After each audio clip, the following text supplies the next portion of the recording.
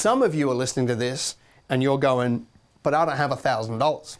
Here's the problem with somebody that decides they can't do this because they don't have 1,000. If getting $1,000 is enough to stop you, you're not going to be able to build a business. Sorry to be the bearer of bad news.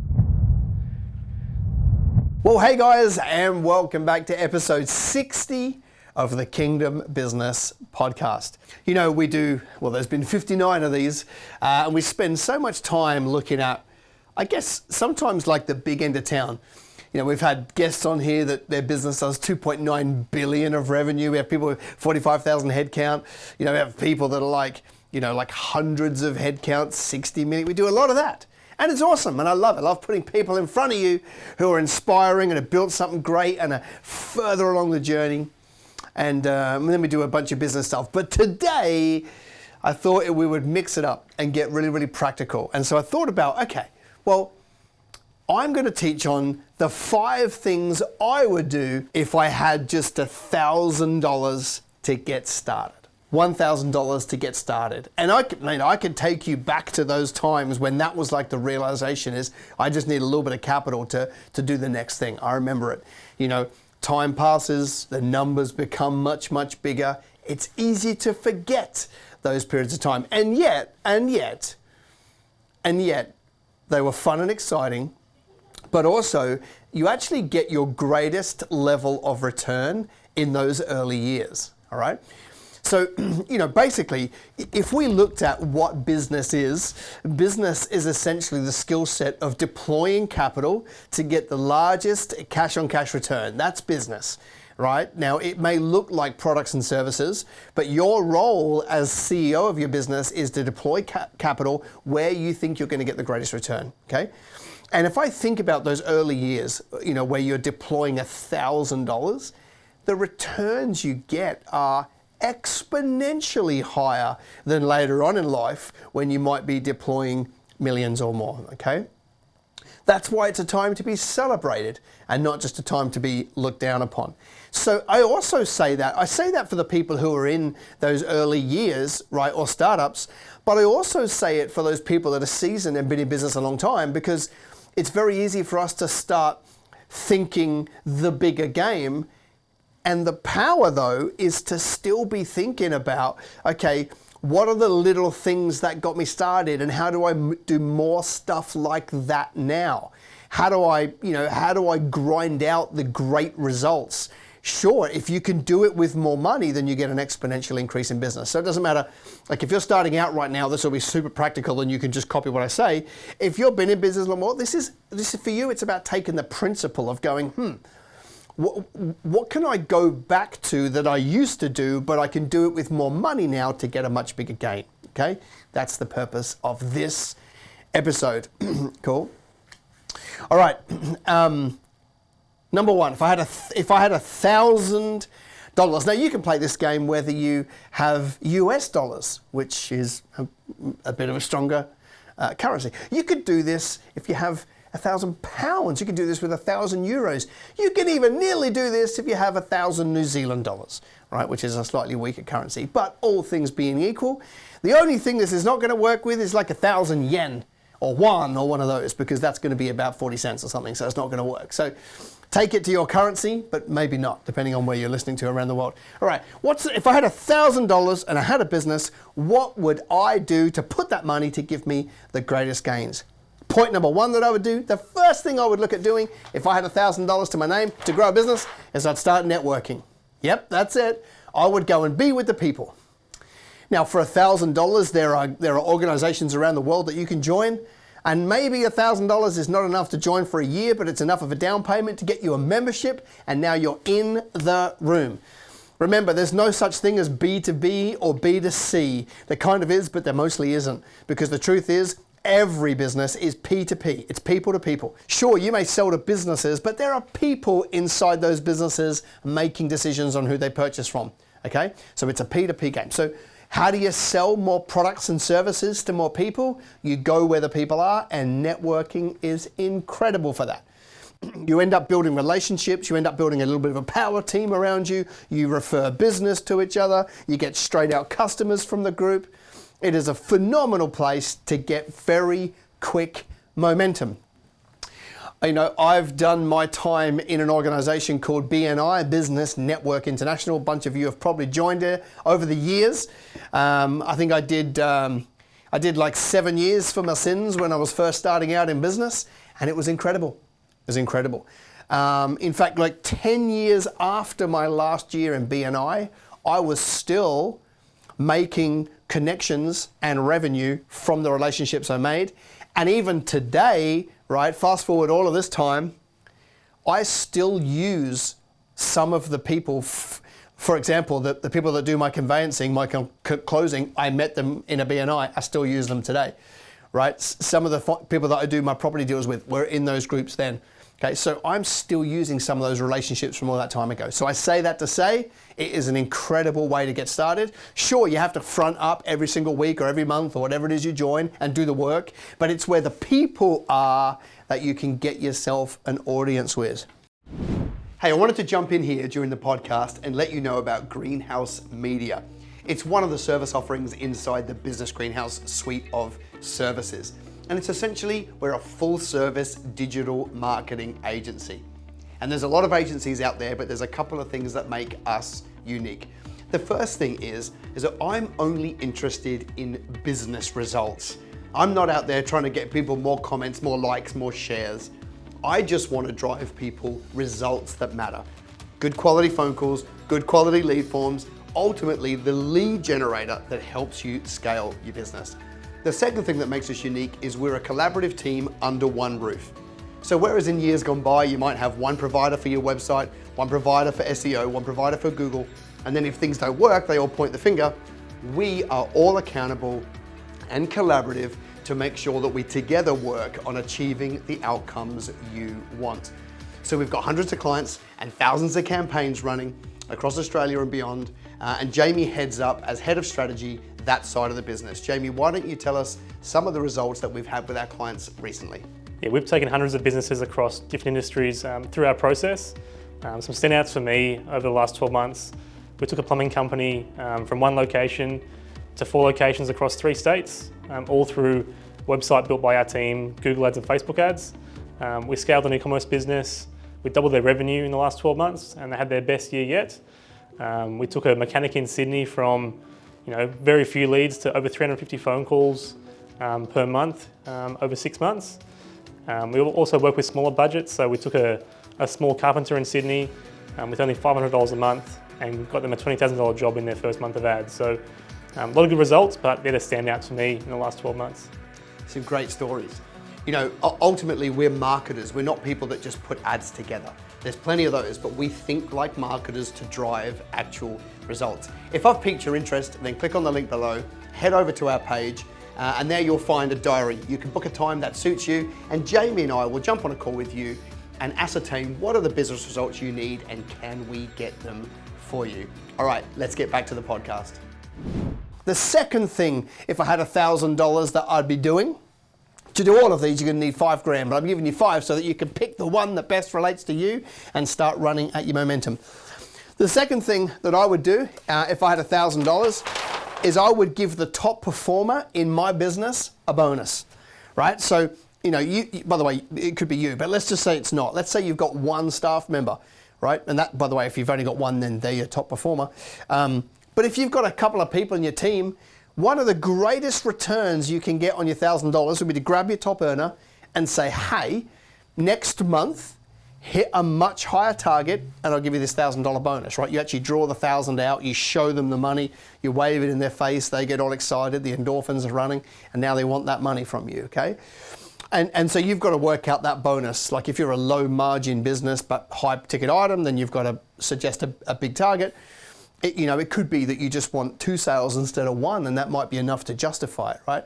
But one of my favorite ways is just to basically take the capital, take the money, and say, don't give it to your bottom performer to come up. There's a reason why they're the bottom performer. You go to your top performer, because you don't know what their limit is or where their capacity lies, and you say, hey, go and get me another X, and you'll get this, and bang, they are in. They will go get it, all right? So you're basically using the money to get an exponential gain in short-term sales.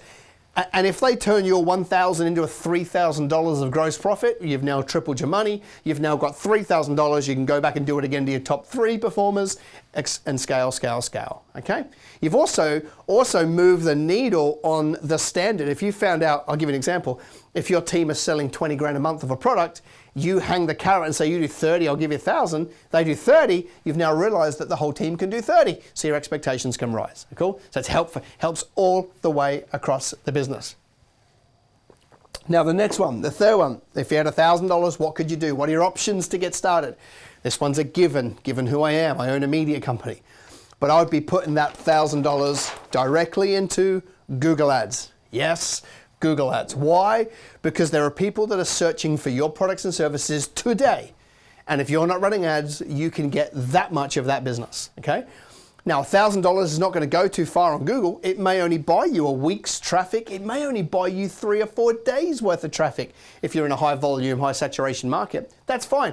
I would rather take all of the inquiry over 3 days, drive them all to the website, get phone calls and email forms, and do business out of those people, right? There is a prerequisite here. You need a website that converts. But if I have a website that converts and I've got $1,000, I would put it into the Google machine. There's very few strategies that can give you such a short-term return than Google Ads, okay? Because you're in front of the people that are searching right now. It's, everyone's heard that word of mouth is the best type of business you can get. It is simply not true, right? It was in the 80s, right, when everyone walked around with metal briefcases. Today, the best kind of business you can get is Google Ads, all right? Because it's people that are looking right now for your products and services, and you don't pay unless they get to your website, which means they're keen to hear from you, all right? The fourth thing that I would be doing if I had $1,000, and one of the options would be I would race out and I would buy myself a Sony ZV-1F and a Rode Wireless Go microphone set. What we're talking about here is you can produce good quality content, right? You put the camera, you tape it to a stick, right? If that's all you can do, and you connect it to your Rode wireless thing, you clip it on, you plug it into your thing, and there's a tutorial, find it on the line, and you just hit go and you talk to camera, right? Now you can start putting out content. Now you can start talking about what makes you unique and some client success stories and go out there with education and solve people's problems and get somebody that doesn't know you to know you, right? That's the goal. Cool, yeah, sure, you can do it with your phone and you can do it with your AirPods, but that's not cutting it anymore.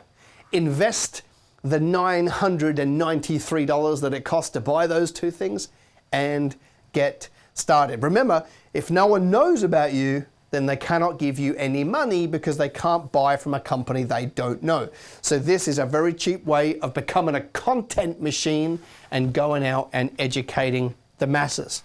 The fifth thing that I would do if I had $1,000 to move the needle on my business is I would put 20 people in a room or a Zoom, depending on how geography you're locked in, and I would use Facebook ads to do it.